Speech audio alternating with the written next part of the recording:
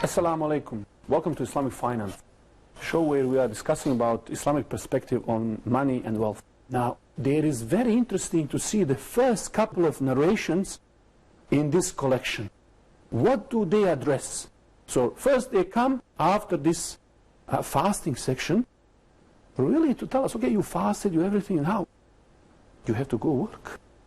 It is something that is normal part of life. In fact, when we talk about opposite effect, Prophet ﷺ said, those who beg will meet Allah without no piece of flesh on their face.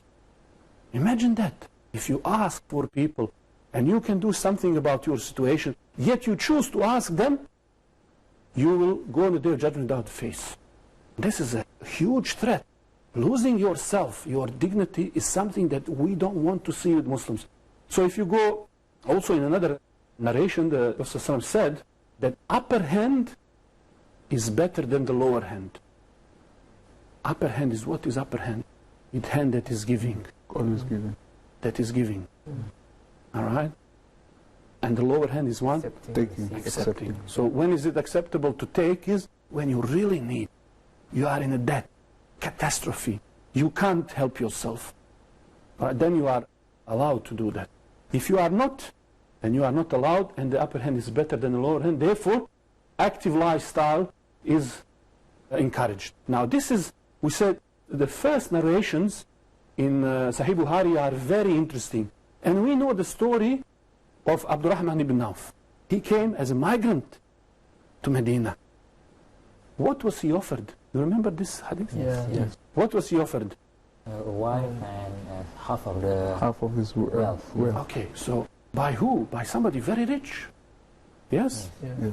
So what would most of people do in this situation? Accept it immediately. Thank you very much. Thank you. You know, imagine somebody is a millionaire. He's got $10 million. And you come as a migrant. And he says, here, take my $5 million. Very difficult to resist. Now, if he accepted this money, and we know Abdurrahman was capable, smart, talented, clever, businessman, entrepreneur, leader, all of these qualities. Now what he wants to be, upper hand or a lower hand? Upper hand. What he wants, to work and provide value or accept something? To work and provide. Is there a need for him to accept? There is a need. He's a migrant, running away, nothing. He's got nothing. What does he tell us? How does he respond to this offer? First of all, is it halal for him to accept? Yeah, he's giving him as a gift. You can accept. But is that what we as a Muslim want? No, Islam's attitude is to work with your own hands. Exactly. Exactly. So what is the question he asked them? What is something he said to them? He said, may Allah bless you and your family and your property. Show me where is the market. Where is the place of business? Okay, you know the continuation of the story, what happened with him? Yes, and after he became one of the wealthiest men in one of the Arabia. wealthiest. Very soon after, the Prophet ﷺ saw some smell coming from him. He said, what is this? He said, I got married. He said, what did you give? You know, I gave as a mahar, you know, the gold. Very rich, very successful. Yeah. You know? So why would you put this narration in the beginning of Book of Business Transactions? To show attitude towards earning, work ethics to show. And what is that attitude that we are getting the hint? Of course, it's showing us it's permissible to engage in market and buy and sell and that's obvious to everyone. Why put it first? To show that it's better for you to work on your own, and you know. Attitude that we want to see from you. You are alive. Yes. You want to take your responsibility and discharge and do what you can. You don't want dependency attitude. So if you want to study this book of business transaction, you better be like this. Because if you want to be lower hand and develop dependency mentality, others to take care of your responsibility, don't study this. And that's what we say to the people who are watching. If you don't have Abdurrahman ibn Auf in you, don't study. This is not a program for you. This is for leaders, entrepreneurs, who want to be upper hand in society, who have high aspirations. You want to be Khalifa on the earth? You want to do all these things? You want to manage the affairs of the world? Then you better have this attitude. Before, we can learn the rules. But if you don't have that attitude, Islamic finance is not for dead people. It's for people who are alive. And in fact, narration after that talk about Abu Huraira. They came to Abu Huraira, they asked him, how come you narrate so many hadiths, like what's going on?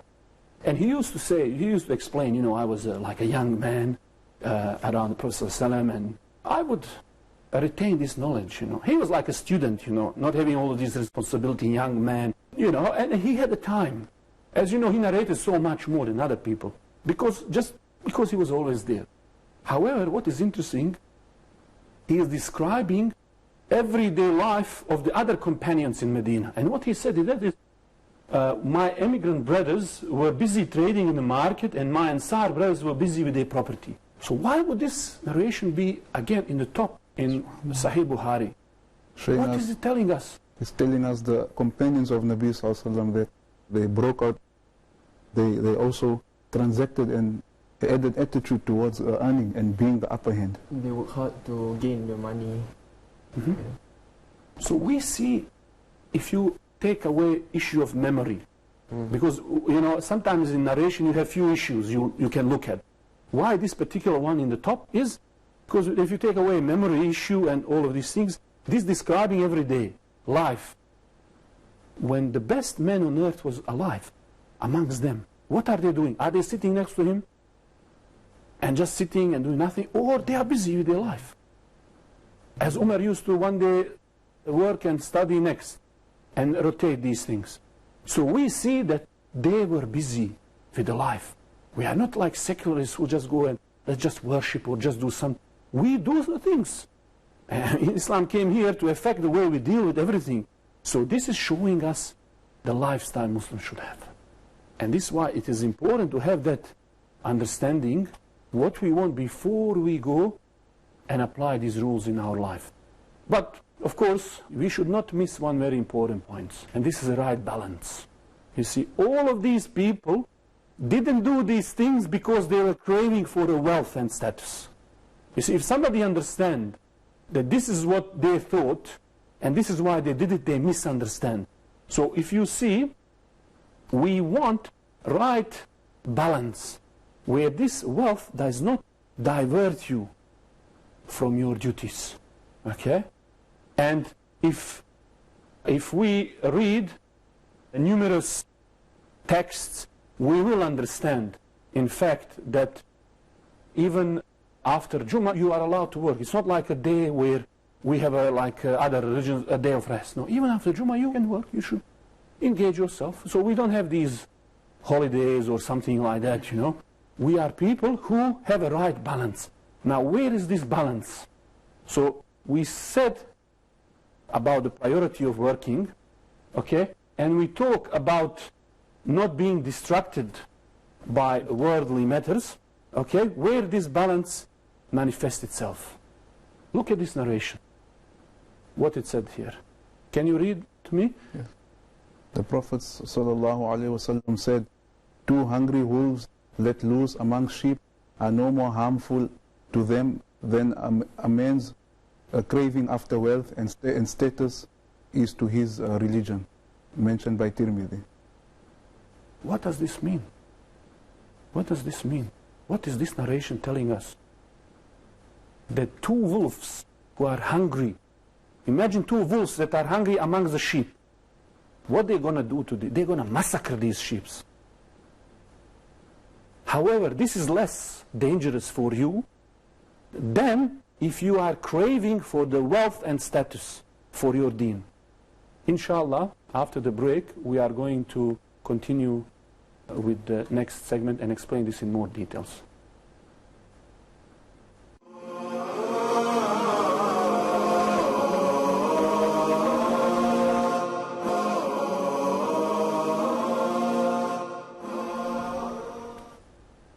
Welcome back. We are discussing about some of the Muslims' attitude and Islamic perspective on wealth and status and related matters. So just before the break, we were discussing about narration where Prophet ﷺ said that 2 hungry wolves let loose among the sheep are less damaging than someone who is craving, wants money, to earn money, want to have position, status. Okay? So this craving for wealth and money damage your religion, your deen, more than a damage these wolves can do, hungry wolves. Not one, two to the sheep, defenseless sheep. Why is that? Why is that more dangerous? Because greed can always, it just increases, Greed just increases. How does it just increase? Because it increases when a person has love for this worldly life, and he just wants to accumulate, and without worrying that how he accumulates. So in effect, we could say that these hungry wolves, they will get full after a while. How many sheep they can eat? 1 each, 2 each, okay. Eventually they will stop. Halas, it's full. No more. And they will eat normally up to the level where they satisfy. Now I'm happy. Then I go sleep. Tomorrow I come. So there will be some limit. But the man who craves, wants this, drives this, it never stops, never satisfied. He goes and pursues it and fight it, cheats, lies, whatever, until he gets it. And he will never be satisfied what he gets. So that's why he will compromise, do things, and this will lead him to the destruction. So when we're talking about being busy, working, upper hand, we are not talking for the sake of craving and doing things, but you have some other higher objectives, what you are trying to do, what you're trying to fulfill, but you are not craving, you're not doing it for the sake of it. You're trying to be upper hand. Why? Because you're Muslim, you want to do something in society, be helpful, and we understand that profit in reality and doing good things is something that is a reflection of the benefits you are giving into society. Because reality is that these people who are willing then to compromise, their religion, and they don't care, what happens with them at the end? They destroy even those around themselves. So with regards to the greed, the Prophet ﷺ warned, beware of greed. Indeed, greed destroys those who came before you. It commanded them to be miserly, so they were miserly. It commanded them to break the family ties, so they broke family ties. And it commanded them to commit evil, so they committed evil. So this is what this greed for these things drives person to huge, huge, huge problems. And this is what we see, for example, now in financial markets. Combine the greeds in a system that doesn't have any prohibition, no brakes. This is a system, you have a strong car, but no steering wheel, no brakes. And you just driving. So when you have a crash, then they say, okay, how does this happen? So we say Islam is the way of life, does not just look at the walls of the mosque. And we have seen the similar story, and we talk about the people of Shuaib when they were comparing, and they said, how does your prayer command us to do whatever we want with our wealth? And we saw that people generally tend to say, please separate your Islam from our business. Where we make money and do business is our job. Don't give us these Islamic rules, how we make money, what we do with money. We want to be independent. So this is not right attitude. Okay? And therefore, we saw, for example, the Umar used to manage these markets to make sure that people know these rules and understand things before they... And he used to say, whoever does not have understanding of rules of Islam should not deal in our markets. So why are we recording this episode? Why are we talking about Islamic finance? In fact, if you don't know fiqh of finance, muamalat, these sorts of things, how to handle transactions, if you are now, go back in time, if you are there with the early Muslims, you would not be able to buy and sell. Why did he say that? Because eventually, if you don't understand these rules, you will be engaged in prohibited transactions. Now, today, when you look at the world, especially what is going on with the banks, people see more and more this greed, this craving for money and wealth is destroying, and we see that in the conventional banks. For example, just last year, we see in the news, for example, there was a Standard Chartered bank accused of laundering $250 billion. $250 billion laundering. Barclay was fined almost $500 million for manipulating this LIBOR, which is a benchmark. They would each day come together and they would fix the rate. And you remember, LIBOR is benchmark for these 800 trillions. So any small movement, it is very, very lucrative for these traders. So some other banks are also on chopping block, you know, to be fined. Then you have HSBC laundering money for many, many different things. They were also JP Morgan. They were involved in some transaction. This guy called Whale lost billions of dollars in speculative deals. And more you see these people. Every day we have new example of these speculative transactions where people risk so much in hope that they get something that they destroy people around themselves. Swiss banks were also charged for evading tax evasions. We said before, Goldman Sachs selling these CDOs were also fined. So we see all of these things. Now what we want to ask one question is, do we understand these rules of finance? Do we understand what is going on to be able to apply these? So before we go into the next section about riba and prohibition, let me give you one example. Okay, here's the, and this is example, by the way, I find that one of the students of late Sheikh bin Baz, he asked him this in an audio lecture, and he asked Sheikh this scenario, and if this is okay or not. So this is a story where we have a person who has $50. Okay? All right?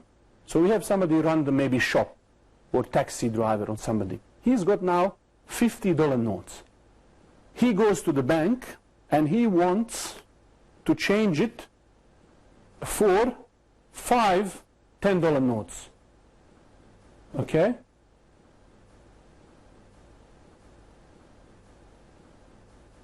Okay? So he wants this money to exchange because he runs a shop. He needs to give a change. Now he goes to the bank and banker says, look, I only have 2. I can give you 2 today and you come, I'll give you the rest tomorrow. Leave it with me as a loan.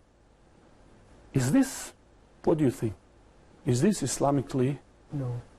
acceptable transaction or not? No. Accept. Hmm? No. What do you think?